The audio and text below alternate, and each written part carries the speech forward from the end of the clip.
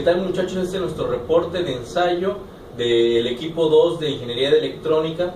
En esta ocasión le vamos a explicar los parámetros de la rectificación en la electrónica de potencia. Continuamos. Vamos a comenzar explicando primeramente qué es un rectificador. Bien, un rectificador es un circuito que convierte una señal de CA en una señal unidireccional. Los diodos son utilizados normalmente en rectificadores. El rectificador monofásico de media onda es el tipo más simple, pero no es normalmente el más utilizado en la industria. Sin embargo, este rectificador es el más fácil de entender al momento de estudiarlo. Ahora lo vamos a explicar. Bien, por esta parte nos va a aparecer un diagrama de cómo es el rectificador, el diodo rectificador de potencia. Vamos a poder observar cuáles son sus puntos.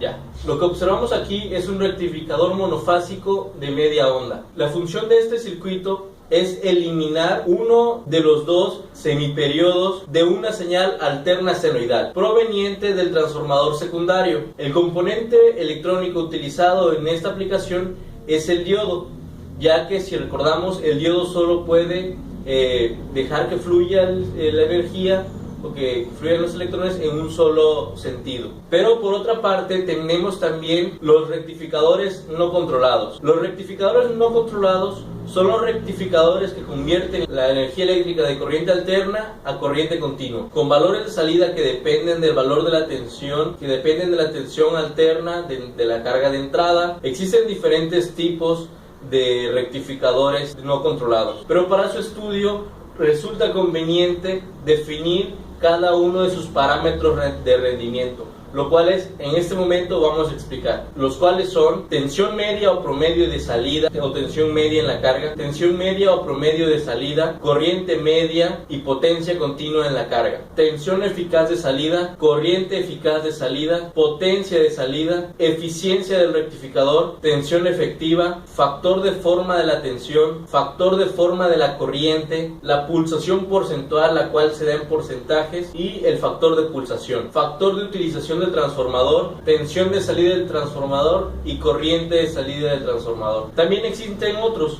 como lo son los parámetros de rendimiento a la entrada del rectificador. Vamos a explicar los parámetros de rendimiento respecto a la entrada del rectificador. Para empezar, vamos a ver el siguiente diagrama donde nos mostrará sus parámetros, los cuales en un momento los vamos a enunciar y a describir algunos de ellos. Correcto. En la imagen anterior pudimos observar algunos de los factores o los parámetros de rendimiento dependiendo de la entrada del rectificador, los cuales son factor de desplazamiento, factor armónico, factor de potencia y factor de cresta. Ahora vamos a analizar un poco algunos de los parámetros de rendimiento de los rectificadores controlados. Los llamamos rectificadores controlados porque nosotros podemos controlar la cantidad de voltaje que queremos que entre a nuestro rectificador. Podemos controlar el nivel de voltaje que queremos que salga del rectificador por medio de un retraso de disparo o un retraso en los tiristores. Un tiristor de control de fase se activa cuando nosotros le añadimos un pulso a dicho tiristor, desactivando la conmutación natural o lineal. Los factores de rendimiento de los rectificadores controlados son los siguientes. En primer lugar tenemos el VDRM, que es voltaje de pico repetitivo. También tenemos tensión de pico o voltaje en pico no repetitivo, tensión máxima directa y tensión inversa de pico, tensión de ruptura, corriente media, tensión de ruptura con corriente media, intensidad directa eficaz, corriente directa de pico no repetitivo, corriente de pico repetitiva, corriente inversa de pico, corriente de enganche, corriente directa en estado de bloqueo, corriente de disparo de puerta, potencia máxima disparable, potencia máxima disipable, potencia de pico y potencia total disipada. En estas pequeñas definiciones o estos pequeños parámetros definimos o podemos estudiar lo que es un rectificador. Y repasando un poco todo lo que explicamos, concluimos que tenemos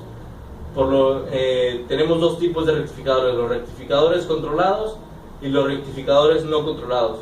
La única diferencia, la diferencia más significativa, es que en el rectificador controlado podemos controlar el voltaje de salida de nuestro rectificador. Con esto esperamos que haya sido interesante y hayan adquirido algún nuevo conocimiento con nuestro ensayo, y no olviden darle like y comentar acerca de nuestro video. Gracias.